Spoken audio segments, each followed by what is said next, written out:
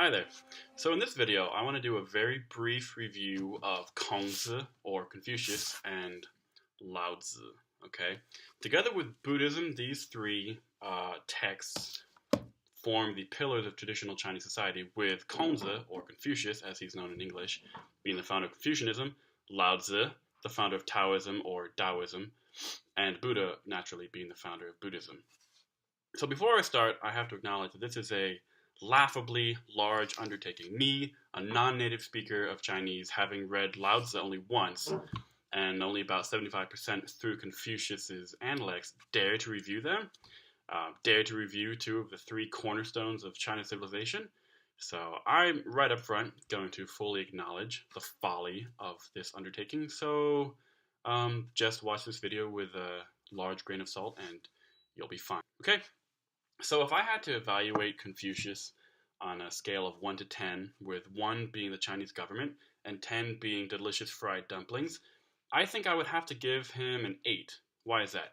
Well, I think I would give Confucius an 8 because despite having lots of very, very dated material, including a lot of very obscure stuff about rituals and clothing and ceremony, this kind of thing, he still manages to present timeless, relatable wisdom that I can still understand and appreciate.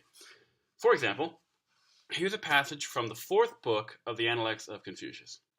The master said, "Riches and honors are what men desire. If it cannot be obtained in the proper way, they should not be held.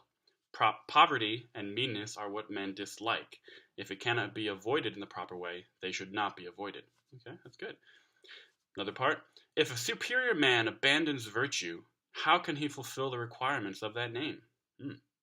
The superior man does not, even for the space of a single meal, act contrary to virtue.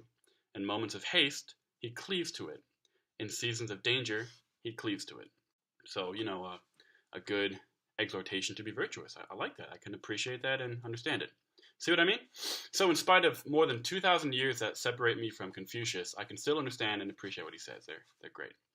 So what about Laozi? What kind of rating would I give him? Well, after having given Confucius an 8, I think I'd have to give Laozi a 9. Now, why is that?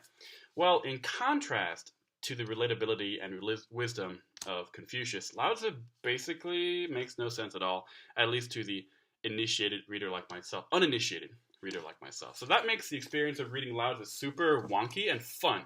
And you can just sit around and ruminate on what the possible meanings are of this apparently incredibly deep book. It's just really fun. So I want to read to you an excerpt from the 3rd chapter of Laozi. In all, I think there are 81 chapters.